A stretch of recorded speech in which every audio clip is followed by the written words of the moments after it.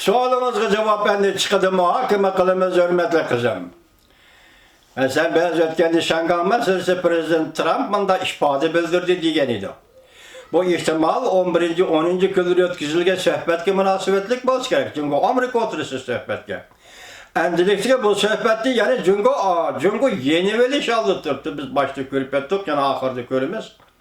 Yeni veliş arıp turptu. Demek o yani kayıtı seker söhbet vekiller ümügünü evetip ihtimal bu söhbette kilişken mezmunla kayıtı özgürüş hasıl kıldığan dektirdi. Başta aytkandak baş geçirim kılış yaki umumen Cungo'dun Amerika'nın bazarlarına kirgen tuar mallara baş koyuşlu umumizlik bekar kılışın talep kılış. Bu Wall Kuts'tan haberde şundak görüstüldü. Endi biz sizge ayttık, bu söhbet Şangan vaziyetiga qanday ta'sir qildi? Şangan vaziyeti Cungo'nun vaziyetiga qanday ta'sir qildi? Kompartiyaning o'rniga qanday ta'sir qildi? Hozir Şangan vaziyetini biz sizlarga so'z degan leksiya qilib vatandoshim tamdan o kaylik ötüp oldu dedi. Tamdan o tarafa tushib oldu endi Jungo bunu yaka bastırış yolu bilen yaka Jungo'ca hal qilish yolu bilen hal qiladigan doirada ötüp ketdi dedi. Hazır endi buni qarab turayotgan bir mesele nima edi deysiniz?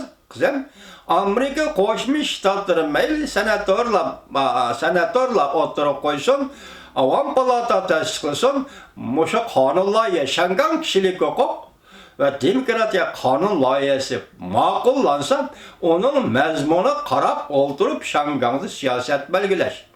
Mayli Linjingga belgilagan siyaset bo'lsin. Mayli Cungoluklar belgilagan siyaset bo'lsin. Mayli Şangan vaqtliq hukumati e'lon qilgan axborotning ro'yi bo'lsin. Mushularning hammasi qo'shib kelganda Şangan'da nima ish o'zgarish yuz berdi. Bu o'zgarish ayni vaqtda muqimlashadigan bo'lsa, yoki vaziyat bo'lib muqimlashadigan bo'lsa, ham Uyg'urning ham Tibetning taqdiriga ta'sir ko'rsatadi. Hem Cungo'nun kelgisi takdirigen tesir göğüslü. Bir adet gap nime dese hazır Cungo Kompartiyası bir kadem aldığı iki kadem kaynığı yeni vatıdı. Çünkü Lenin'in sözü bu Lenin'in sözünü yaxşı öğrengen Cungo Kompartiyası bir kadem aldığı iki kadem kaynığı mene vatıdı. Yeni verip baradı. Digen gibiga amel kılmayıvatıdı. Berge vədisini icra kılıştı halamayıvadı. Bunda ahval işki devlet oturuşta girişim kandak imzalanıdı. Mümkün emas. Endi hazır Cungo hükümeti resmi yeni oğallıkını ilan kılmadı. Bırak hazır perezi var.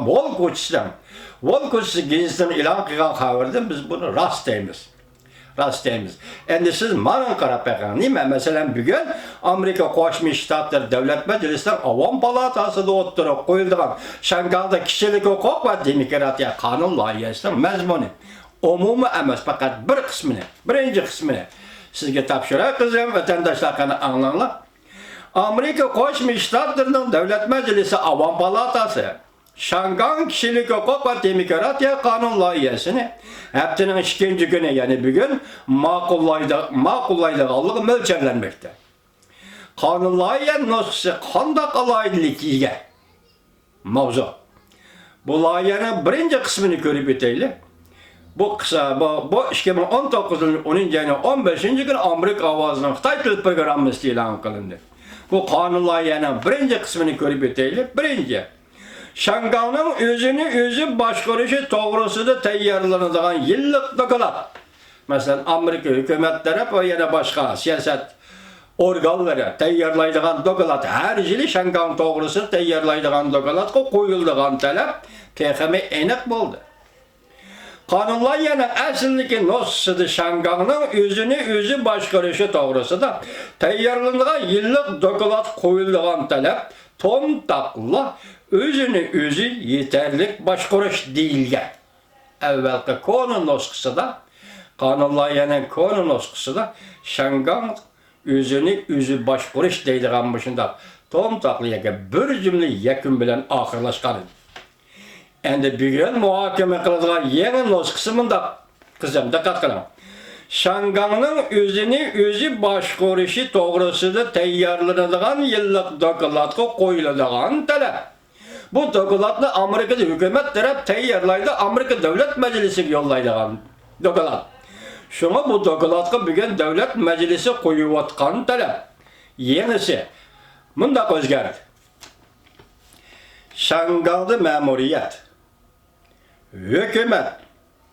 Kanun turguzuş ve Adliye Mahkemesi'nin kanun bilen başkuruşun qoğdaş. Puralav hukukunu qoğdaş cihetlerde demek Adliye Mahkemesi biri kanun bilen başkuruşunu qoğdaş, ikincisi puralanın hukukunu qoğdaş, vazifesini at kuru diken. Qoğdaş, puralav hukukunu qoğdaş. Bu cihetlerde üzerinin siyaset belgeleş hukuku var mı yok? Dikkat kılın kızım.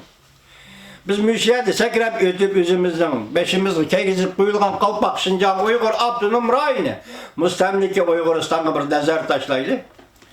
Bir yerde 3 hukuk asası cihetten 3 hukuk yak 4 hukuk kanun çıkarış hukuku adliye hukuku maliye hukuku şu 4 hukuk şu oldu mu 4 hukuk maliye hukuku yani birisi sakçı teşkilleş sakçı başvuruş hukuku 4 hukuku. Bu karagadı bütün bir çoğun devlet üçün en asaslı hukuk. Ona da atalmış Abdunum raylar üçün en asaslı hukuk. Bugün bir yerde Amerika Koşmuş Ştatlar hazır Şangan yollanılan Şangan doğrultusunda devlet meclisi her yıl berilen dokulatta moşula bağımı yok. Bunun için de sakçı hukuku eğiz gelilmekte birinci kanun turguzuş. İkincisi adliye hukuku. Üçüncüsü yani ne mi? Adliye hukuk kanun turguzuş. Anlattılar ve Adliye Mahkemesi kanun bilen başvuruş. Moşu hukukla sılgı elinipti. Moşunun da karaganda ben yukarı diginimdek asaslığı en asaslığı adliye hukuku, kanun çıkarış hukuku. Ve bu şey adliyenin kanun çıkarışından paylanıp puralanın hukukunu qoğdaş. Bu nege vardır desiniz? Sakçı. Sakçının hukuku sakçı teşkilleşki var. Hazır bunu Şangan'a verildiğin bolsa, yoki Amerika Koşmuş Ştatları Şangan'a muşunda hukuk verişin gerek, yoki Şangan halkı muşunda hukukunu erişi gerek değildiğin bolsa, o vaxtada biz ne görmüyoruz? Yani biz ama Şangan halkı ne görüyoruz? Bu hukuk, yoki özün başvuruş hukuku, hazır Şangan halkı özü talep kılıvatkan umumi saylamı vardı. Bu Amerika Koşmuş Ştatları makullaydıgan bu kanun layığı onun konkret mezmunu. Umumi saylamla kolga keltiriş bu Şangan halkının umumi talebi onun bütün resmiyetleri. Yoki bir halga keliş, yoki özü başkuruşdan ibaret bir halga keliş. Agar muşundaq bo'ladigan bo'lsa, u vaqtda kechirilgan Tibetga qanday ta'sir ko'rsatdi bu ish? Mustamlika Uyg'uristonga qanday ta'sir ko'rsatdi bu ish? Cumhur'un umumi siyasetiga, yoki Cumhur'un hazır siyaset kurulmasıga qanday ta'sir ko'rsatdi bu ish? Bugun yerilardan bak, bugun Amerika Qo'shma Shtatlarining Avam palatasi buni tasdiqlasa, eng oxirgi bir o'tgan prezident qachon qo'ydi degan bir o'tgan qarorda bu dumbaq bugun yerildi qizim. Şangan Cumhur qurug'liqqa o'xshamaydigan alayda muomalaga davomli erishganmi yo'q? Endi konkret mazmunlari degan masalada qonun loyihaning ko'rinishida faqat Şangan bilan Amerika o'rtasidagi ikki tarafli kelishim va turlar to'g'risida to'xtalgan bo'lsa, bu qatam qonun loyihaning yangi nusxasida Şangan bilan Amerika o'rtasidagi kelishim imzolash, shartnoma imzolash, kechiringlar, jumladan savdo tijoratchilar kelishimi, qonun ijro qilish, hamkorlik kelishimi, embargo qilishni ijro qilish, va'dalarning kengayib ketmoqda. Bu ayrim.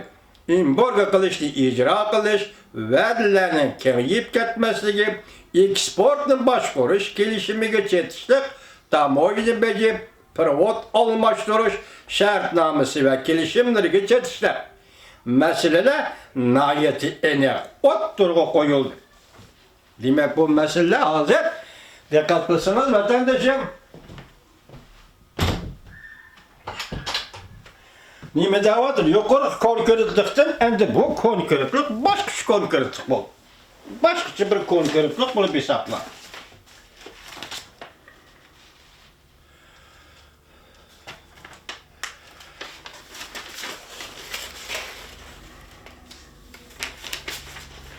Başkası konkretlik degan vaqtida bu mushu mesela o'tgan o'qib o'tgan mazmunlar qaraganda bir avtonom rayondek yoki o'zini o'zi boshqarishdek yoki bir oliy avtonomiyaga ega bo'lgan rayonlar qartilgan bo'lsa-mu, garchi o'qish xatolik bo'lsin shuni deyki, vatandosh bu yerda nima deyapti? Xuddi bir davlatga muomala qilgandek muomala bo'lib qoldi. Meni kechiringlar kongress a'zolari. Agar bir rayonga mushuncha bo'la huquq berilsa, vaqti bir davlatga muomala qilgandek muomala bo'lib qoldi. Yoki bo'lmasa oliy avtonomiyaning ma'nosi shu bo'ladi qandaq? Buni biz de hozir tushunmaymiz.